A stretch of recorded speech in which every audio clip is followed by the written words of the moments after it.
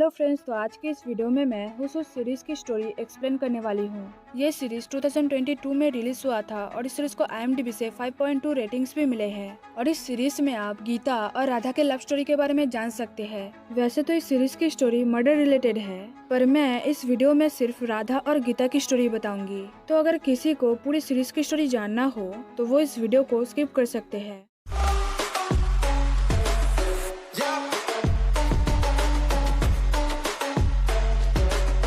कहानी की शुरुआत होती है इंस्पेक्टर गीता से, जो एक हाई प्रोफाइल केस को इन्वेस्टिगेट कर रही थी और सबको देखकर यही लग रहा था कि इसी ने सुसाइड किया है। पर गीता को कुछ तो खटक रहा था, इसीलिए वो इसी के काम वाली से पूछताछ करती है, जिसके लिए इसी ने एक भारी भरकम रकम छोड़ के गई थी। और फिर गीता जब इसी के 3 दोस्त, डॉली जो एक अमीर घर की बहू थी, जायरा जो एक डिजाइनर थी और उसके कपड़े अमीर लोग खरीदते थे, और साइवा जो पहले एक जर्नलिस्ट थी जिसने फैमिली के लिए अपने काम को सैक्रिफाइस कर दिया था, इनसे पूछताछ करती है, तब उसे कुछ तो गड़बड़ लगता है। ऐसे मानो जैसे वो लोग कुछ छुपा रहे हो। अब गीता अपने माँ के साथ रहती थी, जो हमेशा उसे खाना ना खाने के लिए डांटती थी। केस सॉल्व करना तो अलग बात है, पर उसके लिए अपने सेहत का ध्यान ना रखना वो गलत है। और गीता की माँ उसे समझाती भी है कि इन अमीर लोगों से दूर रहने के लिए, क्योंकि पैसा ही उनके लिए सब कुछ होता है, जिसके लिए वो कुछ भी कर सकते हैं। तो उन जैसे मिडिल क्लास लोगों को उनसे दूर रहना ही बेटर है। पर गीता को अपना काम करना था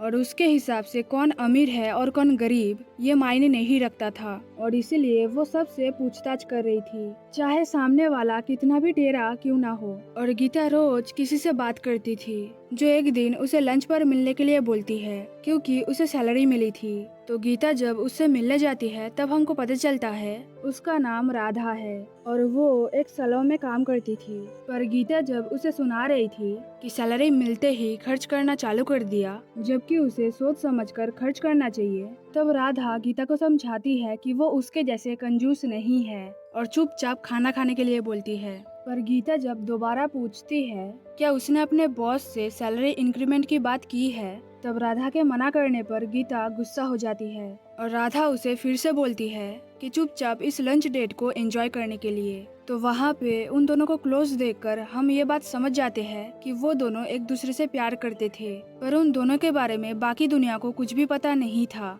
फिलहाल एक पार्टी में गीता जब अपने मैडम को बोलती है कि उनसे अकेले में कुछ बात करनी है, तब उस मैडम से ही हमको पता चलता है गीता का डाइवोर्स हुआ था अनिल से, और वो भी एक पुलिस ऑफिसर था। पर उन दोनों के बीच क्या हुआ था इस बारे में इस सीरीज में कुछ भी दिखाया नहीं गया है। तो आगे गीता जब अपने मैडम को इस केस के बारे में सब कुछ बता रही थी, जितना भी उसने सॉल्व किया था, तब मैडम उस केस को लेके आगे बढ़ना नहीं चाहती थी, क्योंकि गीता जो भी बोल रही थी सब उसके गट्स के अनुसार बोल रही थी। उसके पास कोई सॉलिड प्रूफ ही नहीं था और बिना प्रूफ के वो कुछ भी नहीं कर सकते थे। वैसे ही ये एक हाई प्रोफाइल केस था और इसलिए वो गीता को दूसरे केस पर ट्रांसफर करने की बात करती है। पर गीता को डर था कि इसी के तीनों दोस्त को खतरा हो सकता है। आखिर वो लोग कुछ जानते जो थे, और जिसका डर था वही होता है। साइवा को जब एक आदमी मारने वाला था, तब उसके बदले उसके पति को गोली लग जाती है, जिसके बाद डॉली, साइवा और जायरा गीता को बताते हैं डॉली के इन-लॉज के पार्टी में इसी आई थी और वो विनायक नाम के एक आदमी से लड़ रही थी, जिसका वॉलेट साइवा गीता को देती है और डॉली गीता को एक कागज देती है जो उस आदमी के कार से उनको मिला था और उसमें कुछ कोड्स में लिखा था। तो गीता जब वो कागज देखती है तब वो समझ जाती है कि उसमें बच्चियों के नाम लिखे थे, यानी ये एक चाइल्ड ट्रैफिकिंग का केस था। जिसके बाद गीता जल्दी से अपने मैडम से परमिशन लेकर उस शेल्टर होम में जाती है उन बच्चियों को बचाने के लिए, और मीरा को पकड़ती है जो उस शेल्टर होम को चलाती थी, और इसी भी उसको जानती थी क्योंकि वो दोनों साथ में एक अनाथ आश्रम में बड़े हुए थे। कहानी में आगे राधा के फोन करने पर गीता बताती है कि वो आज उसके साथ लंच करने नहीं जा पाएगी क्योंकि केस बहुत उलझा हुआ है, और राधा के पूछने पर ही गीता बताती है विनायक का पता नहीं चल पा रहा है, अगर वो मिल जाता तो उनको पता चल जाता उसके और इसी के बीच क्या हुआ था। और इस चाइल्ड ट्रैफिकिंग से उसका क्या संबंध है, और इस केस के वजह से वो ठीक से सो भी नहीं पा रही है। आगे गीता राधा को मना करती है लड़के से मिलने से, कुछ भी बहाना बनाने के लिए, पर उस लड़के से मिलने राधा नहीं जाएगी। पर राधा बेबस थी। 11 लड़कों को वो ऑलरेडी मना कर चुकी थी। उसके गांव में वो इकलौती लड़की थी जिसने इतना हिम्मत किया था, और इस बार तो उसके पेरेंट्स ने उसे कसम भी दिया है। लड़का खाना बनाता है, जिम जाता है, इंजीनियर है, तो वो क्या बोल के इसको टालेगी। जो सुन के गीता राधा को समझाती है कि वो उससे प्यार करती है, उसके बिना नहीं जी सकती। जो हाल राधा का भी था, लेकिन उसके पास कोई चॉइस नहीं था। अब पुलिस की रेड पड़ने के बाद पूरी मीडिया में ये बात फैल गई थी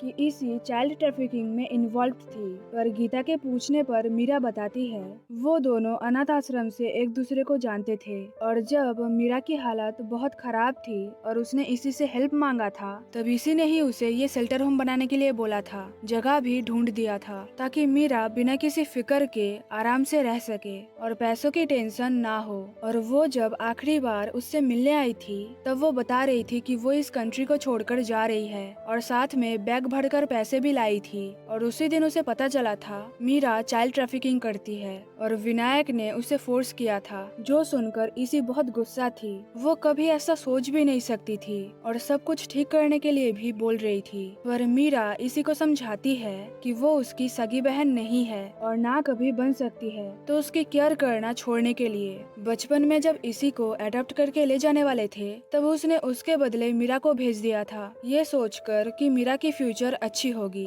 पर पापा बनना तो दूर की बात, वो आदमी रोज मीरा के साथ सोता था, और इसीलिए वो इसी से नफरत करती है। पर उस चाइल्ड ट्रैफिकिंग में उसका कोई हाथ नहीं था। तो ये सब सुनने के बाद गीता जब अपने मैडम को सारा डिटेल्स बताती है, तब वो कहती है कि सीबीआई इस केस को टेक ओवर कर रहे हैं। जो सुन के गीता गुस्सा हो जाती है। जब उसने इतने मेहनत से इतना कुछ पता लगाया, तो वो भला सीबीआई को अपना केस क्यों दे। पर मैडम गीता को समझाती है कि अगर एक बार गीता इसके आगे गई तो वापस लौटने का कोई रास्ता नहीं है। इवन उसके साथ उसके फैमिली को भी खतरा हो सकता है, और वो खतरा कहाँ से और कैसे आएगा ये किसी को नहीं पता। जो सुनने के बाद भी गीता इंसिस्ट करती है कि वो इस केस को इन्वेस्टिगेट करेगी, चाहे कुछ भी हो जाए। तो कहानी में आगे हम देखते हैं इसे जब डॉली के इन-लॉज के पार्टी में विनायक से मिलती है, तब वो वही बात को लेकर लड़ रही थी कि वो मीरा के साथ ऐसा कैसे कर सकता है। कितने विश्वास के साथ उसने विनायक को मीरा के पास भेजा था ताकि वो मीरा की हेल्प कर सके। पर विनायक जब इसी को मारने वाला था,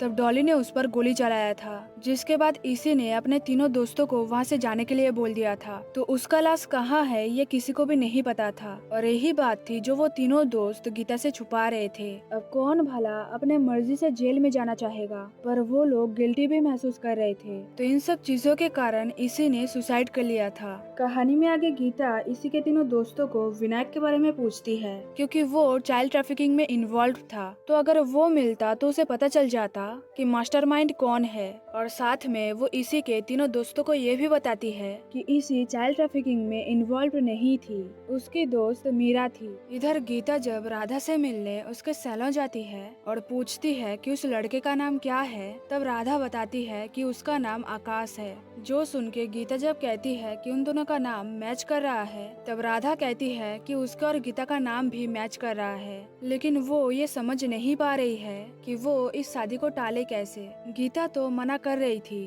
पर राधा के पास कोई ऑप्शन नहीं था। उसके पेरेंट्स ने उसे कसम जो दिया था। तो गीता जब पूछती है कि वो उसके साथ है, क्या ये रीजन काफी नहीं है शादी तोड़ने के लिए, पर उसने उन दोनों की स्टोरी की एंड ऐसी होगी ऐसा भी नहीं सोचा था। जो सुनकर राधा पूछती है कि गीता ने क्या सोचा था, क्या वो घोड़ी चढ़कर उसके घर आने वाली थी। तब गीता बताती है कि उसने सोचा था वो दोनों एक साथ बुढ़े होंगे। पर राधा जब कहती है कि उन जैसे लोगों के लिए इस दुनिया में कोई जगह नहीं है, तब गीता कहती है कि वो दोनों सरसों के खेत में रहते, दौड़ते, गाना गाते, डांस करते, मजे की लाइफ होता, और साथ में बुढ़े भी होते। अब दोनों जब बात कर रहे थे, तब कोई उन पर नजर रख रहा था, उनके फोटोज खींच रहा था। पर फिर हम देखते हैं दोनों को एक दूसरे के क्लोज होते हुए। रात को गीता राधा को पूछती भी है कि वो कहाँ है, और इधर डॉली अपने दोस्तों को बताती है कि विनायक उनके इन लॉज के पार्टी में इनवाइटेड था और ये बात उसकी सास ने उसे बताया था क्योंकि वो गिल्टी महसूस कर रही थी। जो सुनकर वो तीनों डिसाइड करते हैं कि वो इस बात का पता लगाएंगे कि इसी किसके वजह से मरी है। पर अंत में हम देखते हैं कि इन सब के पीछे और कोई नहीं बलदेव था जो डॉली का ससुर था और वो इसी और उसके तीनों दोस्तों से नफरत करता था क्योंकि उनके हिसाब से औरतें कितना भी इंडिपेंडेंट क्यों ना हो हमेशा मर्दों के नीचे रहना चाहिए। और उनके एक आदमी ने इन तीनों के लिए एक गिफ्ट भी छोड़ा था और वो गिफ्ट क्या है ये आपको आगे पता चलेगा। तो फिलहाल उस केस को जब सीबीआई टेक ओवर करती है तब उनको तालाब में एक लाश मिलती है और वो लाश किसी और की नहीं राधा का था और यहीं पे ये सीरीज खत्म हो जाती है। वैसे मैं बता दूं इस सीरीज को आप Amazon प्राइम वीडियो पर देख सकते हैं और इसी के साथ ये वीडियो यहीं पर खत्म होती है। लेकिन जाने से पहले वीडियो को लाइक करना, शेयर करना, वीडियो के नीचे कमेंट करना मत भूलना। चैनल पर अगर नए हो तो जल्दी से सब्सक्राइब कर लेना। Thanks for watching guys.